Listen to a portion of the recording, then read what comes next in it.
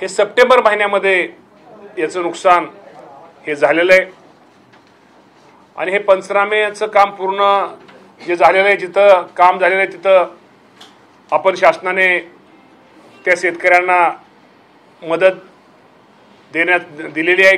काही ठिकाणी अपुरे साधारणतः 2250 कोटी रुपयाची मदत आजपर्यंत आपण दिलेली आहे आणि साधारणतः सप्टेंबर महिन्यामध्ये नुकसान हे जास्त आहे. ते नुकसान भरपाई पिकाचे ते पण पंचनाम्याचं काम हे युद्धपातळीवर सुरू आहे. पंचनामे झाल्यानंतर 8 दिवसाच्या 10 दिवसाच्या आत किंवा दिवाळीच्या पूर्वी या अतिवृष्टीमुळे माझ्या शेतकऱ्यांचं नुकसान झालं त्या सर्वांना मदत निश्चित प्रकारे दिली जाईल. तात्पुरती आपण कलेक्टर लेवलला 10,000 रुपये आपण त्यांना सानुग्रह अनुदान देतोय. आपण जनावरांना त्यांना एक चारा तोही उपलब्ध करून दिलेला आहे. आपण 10 किलो तांदूळ, 10 किलो गहू, 3 किलो आपलं डाळ हे पण उपलब्ध करून दिलेलं आहे. तर निश्चित प्रकारे मला आपल्या माध्यमातून शेतकरी बांधवांना एकच सांगायचं आहे की शेवटी हे निसर्गाचं संकट आहे. या संकटाला आपल्या सगळ्यांना सामोरं जावं लागेल आणि निश्चित प्रकारे हा शेतकरी पुन्हा कसा उभा राहील यासाठी शासनाच्या वतीनं प्रयत्न चालू आहेत. राज्याचे मुख्यमंत्री देवेंद्र फडणवीस साहेब असतील, एकनाथजी शिंदे साहेब असतील, अजितदादा पवार साहेब असतील, ही सर्वच मंडळी या बाबतीमध्ये प्रयत्न जास्तीत जास्त माझ्या शेतकऱ्याला कशी मदत होईल यासाठी प्रयत्नही करतायत. राज्याचे मुख्यमंत्री, उपमुख्यमंत्री दिल्लीला जाऊन या शेतकऱ्यांसाठी काहीतरी आपल्या या भागाची शेतीची राज्याची परिस्थितीची कल्पना या देशाचे पंतप्रधान आणि या देशाचे गृहमंत्री या दोघांनाही त्यांनी दिलेले. निश्चित प्रकारे येणाऱ्या काळामध्ये संपूर्ण पंचनाम्याचं काम पूर्ण झाल्यानंतर आकडेवारीच्या माध्यमातून त्यांना हे कळवल्यानंतर ते पण दिल्ली आपल्याला केंद्र पण एक चांगल्या प्रकारची भरपाई माझ्या जो अडचणीत सापडलेला जो शेतकरी आहे या शेतकऱ्याला देण्याचा प्रयत्न निश्चित प्रकारे राज्य सरकारच्या माध्यमातून केली जाईल. सरसकट कर्जमाफी हा महत्त्वाचा मुद्दा होता जो चर्चेला गेला किंवा शेतकऱ्यांना अपेक्षित आहे, तो कधीपर्यंत अपेक्षित आहे? असं कर्जमाफीच्या बाबतीमध्ये निश्चित प्रकारे शेतकरी अडचणीत आहे, शेतकऱ्याला मदत केलीच पाहिजे. शेतकऱ्यांची कर्जमाफी करण्याबद्दल कोणाचं दुमतही नाही. सगळेच या बाबतीमध्ये सकारात्मक आहेत. मी तुम्हाला सांगतो आजचा जो विषय आज हा आपल्याला अतिवृष्टीचा विषय आणि अतिवृष्टीच्या काळामध्ये शेतकऱ्याला पहिल्यांदा आपल्याला उभा करणं गरजेचं आहे आणि शेतकऱ्याला कशी मदत करून त्याचा कुठला निर्णय घेणं शेतकऱ्याच्या दृष्टीने हिताचं आहे आणि शेतकरी पुन्हा कसा उभा राहील हा आपला पहिला प्रश्न आहे. त्यामुळं निश्चित प्रकारे पहिल्यांदा आपण शेतकऱ्याला ही आजची मदत जास्तीत जास्त कशी होईल हा प्रयत्न चाललेला आहे. आपण शेतकऱ्यांच्या कर्जमाफीच्या बाबतीमध्ये जो प्रश्न विचारला या बाबतीमध्ये निश्चित येणाऱ्या काळामध्ये राज्याचे मुख्यमंत्री, दोन्ही मुख्यमंत्री निश्चित प्रकारे निर्णय घेतील. सध्याच्या निकषानुसार मिळणारी मदत आहे ती अपुरी असल्याचं शेतकऱ्यांचं म्हणणं आहे. तर जे निकष आहेत त्यात काही सुधारणा होणार आहे? 100% शेतकऱ्यांचं काही चुकीचं नाही. आजची मिळणारी मदत ही अपुरीच आहे. परंतु मी तुम्हाला मागाही सांगितल्याप्रमाणे मदत जरी अपुरी असली तर शेवटी आता आपल्याला काहीतरी मदत जी आपल्याला मदत परत नंतर केंद्र सरकारची मिळेल किंवा मदत अपुरी म्हणून आपण त्यासाठी थांबायचं नाही. राज्य सरकारनं त्याचं आपलं काम सुरू केलेलं आहे. परंतु निश्चित प्रकारे येणाऱ्या काळामध्ये केंद्राकडे किंवा आपण सुद्धा त्यात काय जे निकष आहे त्या निकषामध्ये बदल करून आजच्या ह्याच्यापेक्षा जास्तीत जास्त मदत ही माझ्या शेतकऱ्यांना केली जाईल. कॅबिनेटमध्ये ह्या बाबतीमध्ये चर्चा झाली. मुख्यमंत्री, दोन्ही उपमुख्यमंत्र्यांनी, आम्ही मंत्रिमंडळामध्ये, कारण का तुम्हाला सर्वांना माहिती आहे गेली 8-10 दिवस या राज्यातले सगळेच मंत्री हे प्रत्येक जिल्ह्यामध्ये फिरतायत, ते बांधावर जात आहेत. शेतकऱ्यांचं दुःख, शेतकऱ्यांचं व्यथा, शेतकऱ्यांचं नुकसान त्याची पाहणी आमच्या सर्वच या मंत्रिमंडळातल्या आमच्या सगळ्या सहकार्याने केलेली आहे आणि प्रत्येकाने त्या भागातला रिपोर्ट, त्या भागातले सगळी वस्तुस्थिती ही राज्याच्या मुख्यमंत्र्यांच्या, दोन्ही उपमुख्यमंत्र्यांच्या कानावरती घातलेले. त्यामुळे त्या सर्वांचं एकच मत आहे की निश्चित प्रकारे हा काळ शेतकऱ्यांच्या संकटाचा आहे, अडचणीचा आहे आणि अडचणीच्या काळामध्ये, संकटाच्या काळामध्ये शेतकऱ्यांना मदत केली पाहिजे ही आमची मंत्र्यांची भूमिका, तेच मुख्यमंत्र्यांची आणि दोन्ही उपमुख्यमंत्र्यांची तीच भूमिका आहे. त्यामुळे येणाऱ्या काळामध्ये निश्चित प्रकारे जास्तीत जास्त मदत ही राज्य सरकारच्या वतीने माझ्या शेतकरी बांधवांना केली जाईल. अनेक शेतमजूर सुद्धा अवलंबून आहे. त्या शेतमजुरांसाठी आपण काय मदत करतोय का आणि त्यांच्याकडे जमिनी सरकारी आहे ते कसं सातबारा नाहीये, त्याला कसं आपण निकष? नाही, या बाबतीमध्ये पहिल्यांदा आपल्याला आज आपण आपला विषय तो हा शेतकऱ्यांचा विषय आहे. पण पहिल्यांदा शेतकरी आणि शेतकऱ्यांना जर आपण मदत केली, शेतकऱ्यांना जर आपण सहकार्य केलं तर आपोआप काय गोष्टी होतील. आणि या बाबतीत आता नवीन काय काय जसे प्रश्न निर्माण होतील, प्रश्न आमच्यासमोर येतील, त्या बाबतीमध्ये शेवटी हे राज्य सरकार हे शेतकऱ्यांच्या हिताचा निर्णय घेणार आहे. शेवटी शेतकऱ्याचं हित साधणारं सरकार असल्यामुळं निश्चित प्रकारे माझ्या शेतकरी बांधवांसाठी योग्य ती आणि जास्तीत जास्त मदत केली जाईल. तुम्ही आता 8 दिवस दौरे केले, सगळ्या मंत्र्यांनी केले, मुख्यमंत्र्यांनी उपमुख्यमंत्र्यांनी केले. मग इतकं सगळं विधारक सत्र मराठवाड्यामध्ये असताना सुद्धा तुम्ही आता पहिल्या टप्प्यामध्ये सरसकट मदत करण्याऐवजी तुम्ही पंचनाम्यांची वाट का पाहताय? नाही, पंचनामे आपण देतो ना. कलेक्टर लेवलला आपण सूचना दिलेल्या आहेत. कलेक्टर लेवलला आपण तिथं तांदूळ, गहू, आपलं परत तुम्हाला सांग तूर डाळ वगैरेचं वाटप सुरू केलेलं आहे. काही ठिकाणी आपण अनुदान आपण त्यामध्ये 10,000 5,000 रुपये ते पण आपण ताबडतोब देतोय. आपण केंद्र सरकारची वाट पाहत नाही, उलट आपण केंद्र सरकार वाट न पाहता राज्य सरकारने मदत सुरू केलेली आहे. त्यामुळे आपण ते वाट पाहत नाही, उलट आपल्याला आपलं एकच आपण वाट ह्याची पाहतोय की आजचे जे नियम आहेत त्याच्यापेक्षा आपल्याला सरकार शेतकऱ्याला जादाची मदत करायची आहे. त्यामुळे आपण ती वाट पाहतोय. आणि जादाची मदत तुम्हाला मी आज सांगतो की जी आता लवकरात लवकर केंद्राची आपल्याला आपण मदत मिळेल. आणि जास्तीत जास्त आज आपण म्हणतोय की एवढं आपल्याला जे लिमिट आहे त्या लिमिटपेक्षा जादा मदत माझ्या शेतकरी बांधवांना दिली जाईल. जो 2023चा GR आहे ज्याच्यामध्ये 3 हेक्टरचे 2 हेक्टरच्या मर्यादेमध्ये केलं होतं जिरायत शेती, बागायत शेती आणि फळबागांसाठी, तर ते तुम्ही पुन्हा मर्यादा 100% ह्या बाबतीमध्ये मी तुम्हाला एवढं सांगतो की केंद्र सरकारचं आपल्याला ज्यावेळेस आता आपल्या देशाचे पंतप्रधान आणि आपले गृहमंत्री हे पण शेतकऱ्यांचं हित साधणारे दोन्ही पण असल्यामुळे निश्चित प्रकारे केंद्र सरकारच्या आपण ते अपेक्षा शेवटी आपल्याला काही गोष्टीमध्ये त्यांच्याकडून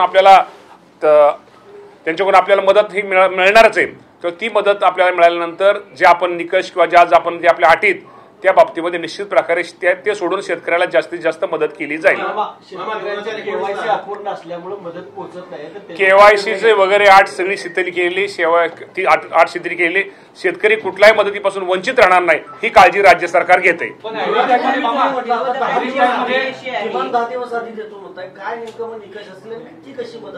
निकष म्हणजे आता पाऊस बऱ्यापैकी आता एकंदर पाहिल्यानंतर पाऊस थोडा थांबलेला आहे. जे आता पंचनाम्याचं काम जे जोरात चालतं थोडं कमी त्याचं प्रमाण स्लो होतं. आता जास्तीत जास्त आमच्या सगळ्या अधिकाऱ्यांना आम्ही कर्मचारी सूचना दिलेत की ताबडतोब येणाऱ्या 10 दिवसामध्ये सगळे पंचनामे कसे पूर्ण होतील आणि त्यांचे पंचनामे पूर्ण झाल्यानंतर ते पुढच्या 10 दिवसामध्ये किंवा दीपावलीच्या पूर्वी शेतकऱ्याला कशी मदत होईल ही काळजी आम्ही घेतोय. शब्दांचा वापर करतायत ते. एक म्हणतात की ओला दुष्काळ जाहीर करा आणि सरसकट कर्जमाफी करा. जर शासनानं येत्या काही दिवसात या जर 2 गोष्टी जाहीर केल्या नाही तर आम्ही राज्यात मोठं आंदोलन उभारू असा इशारा देणार. आता कर्जमाफीच्या बाबतीमध्ये तुम्ही मागाशी उत्तर दिलं, पण आपण ओला दुष्काळाचा आपण विषय घेतला. या माध्यमातून मी राज्यातल्या सर्व शेतकरी बांधवांना एक सूचित करतो की आज मंत्रिमंडळामध्ये या विषयावरती चर्चा झाली आणि या विषयावर चर्चा झाल्यानंतर ज्याप्रमाणे आपल्याला माहिती की आपण दुष्काळ जाहीर करतो आणि दुष्काळ जाहीर केल्यानंतर ज्या दुष्काळाला आपण काय म्हणतो, ज्या सवलती दुष्काळ जाहीर केल्यानंतर ज्या शेतकऱ्याला किंवा ज्या सगळ्या सामान्य नागरिक शेतकऱ्याला दुष्काळ असतात, दुष्काळच्या धर्तीवरती ज्या काही सवलती माझ्या शेतकरी बांधवांना दुष्काळ धर्तीवरती सर्व सवलती येणाऱ्या काळामध्ये माझ्या शेतकरी बांधवाला दुष्काळ या धर्तीवरती या बाबतीमध्ये देण्यात येतील.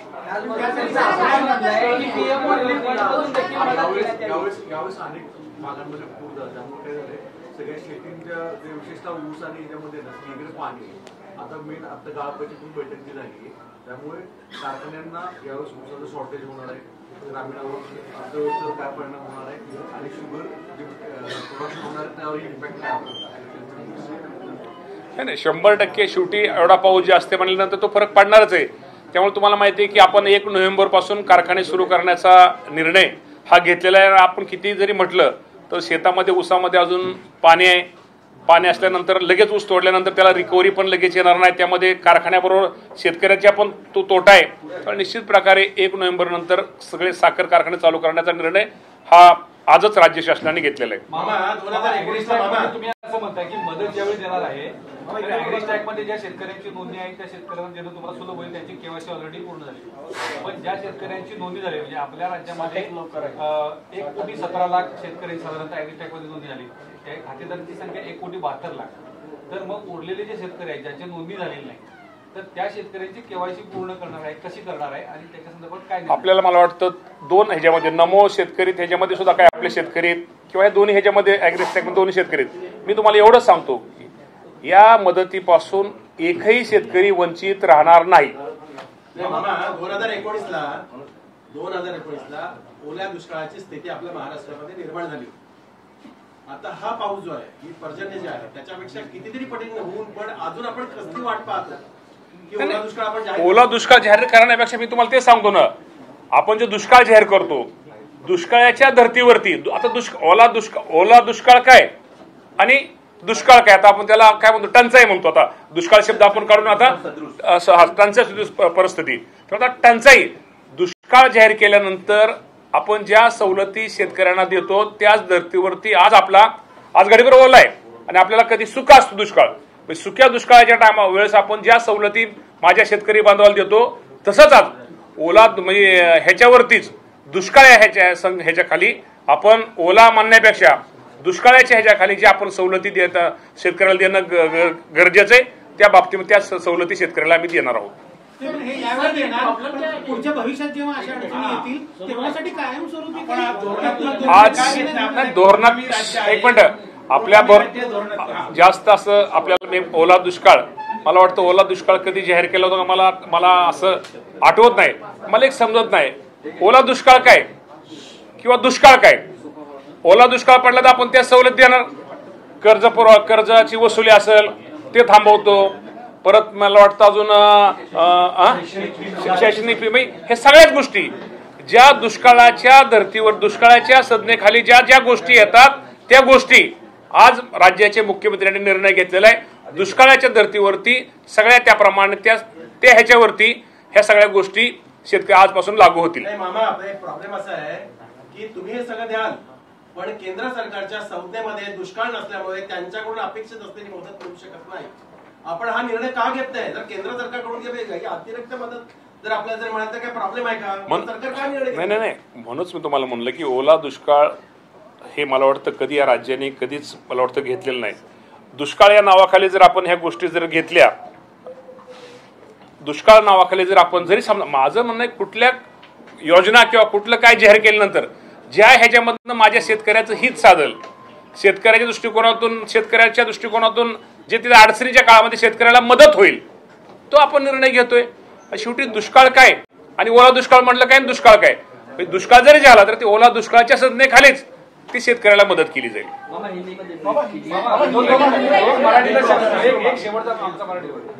पीक विम्याचे यावर्षी 3 ट्रिगर बदलले आहेत. आता पीक कापणी प्रयोगावर पीक विमा मिळणार.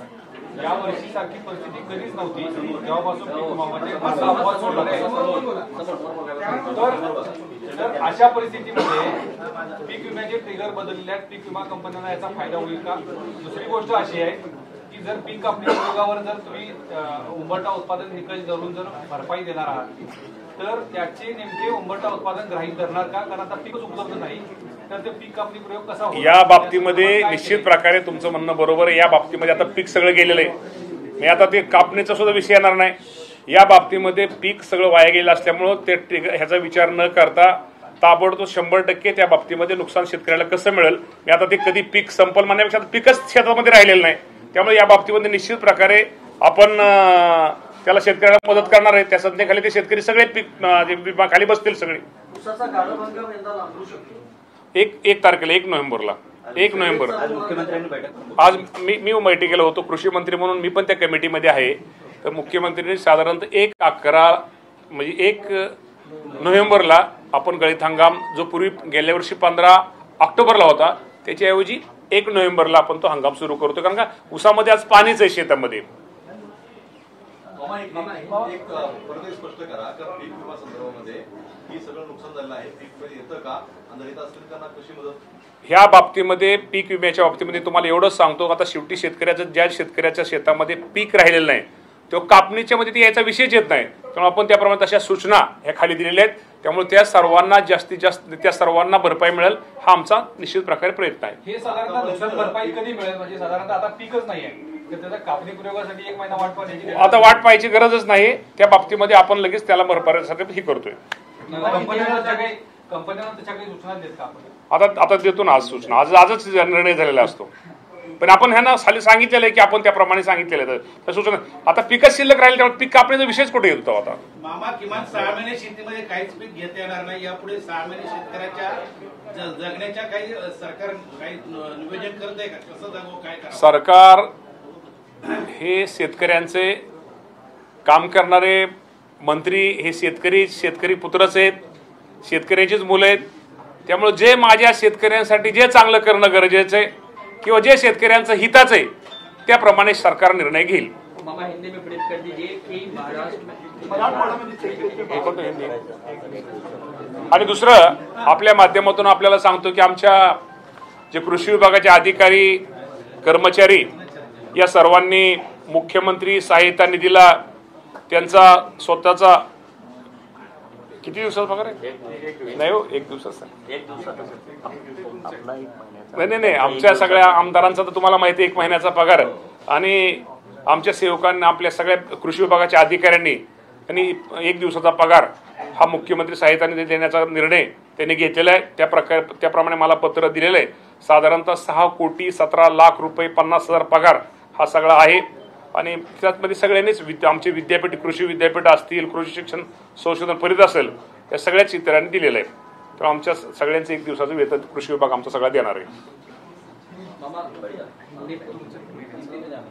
1 महिन्यात दिले आमचं दिले. हिंदी में ब्रीफ कर दीजिए कि महाराष्ट्र में इस वक्त क्या परिस्थिति है? जो लगातार बारिश हो रही है उससे कितनी फसल बर्बाद हुई? आपको तो मालूम है कि महाराष्ट्र में तो बारिश मई, जून, जुलाई, अगस्त, अभी सितंबर तो इस तक बहुत अतिवृष्टि हुई.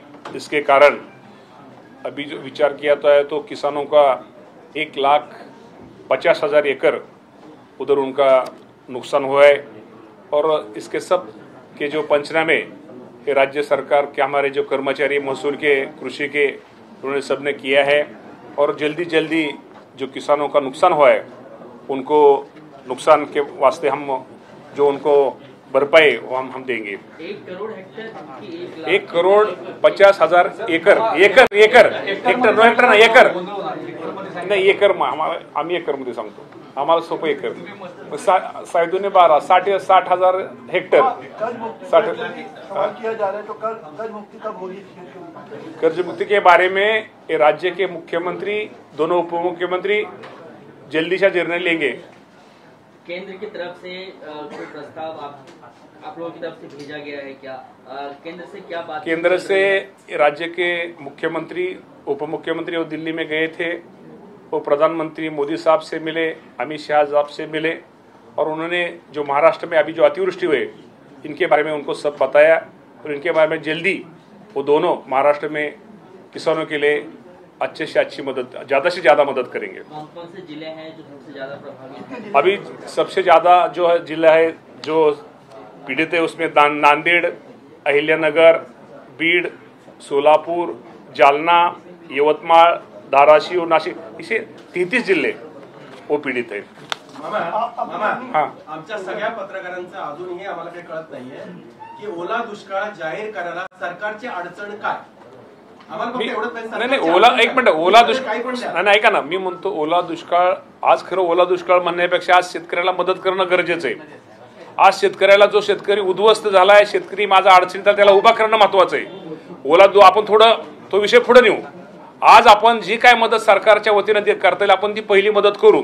आणि ओला दुष्काळ म्हणण्यापेक्षा जर आपण दुष्काळच म्हटला ओला दुष्काळ काय सुका दुष्काळ काय आपली संज्ञा कुठे इथे सुका दुष्काळ आपल्या सुका दुष्काळ आपण हे करू शकतो. आज सुका दुष्काळाच्या धर्तीवरती आज जे आपल्याकडे ओला दुष्काळ आपण तुमच्या म्हणण्याप्रमाणे ओला दुष्काळ आहे सुका धर्तीवरती ज्या सवलती राज्य सरकार शेतकऱ्यांना किंवा इतर ठिकाणी विजेची माफी असेल विस्तर माफीचे किंवा बाकीचे वसूल कर्जाची वसुली असेल किंवा शाळेची फी असेल किंवा इतर गोष्टीमध्ये ज्या सवलती आपण सुका दुष्काळ असताना ज्याप्रमाणे देतं त्याचप्रमाणे आपण आता ओला दुष्काळात आज मुख्यमंत्र्यांनी जाहीरच केले की आपण दुष्काळाच्या धर्तीवरती ज्या सवलती माझ्या शेतकरी बांधवाला देतं त्या सवलती आपण देण्याचा प्रयत्न आपण निश्चित प्रकारे आज करतोय. सर, इसमें कितना खर्च होने वाला है? कितना खर्च? अरे खर्च का जाने दो, अभी शेतकरी को उबा खड़ा करने का है अपने को. चलो, ओके, थैंक यू.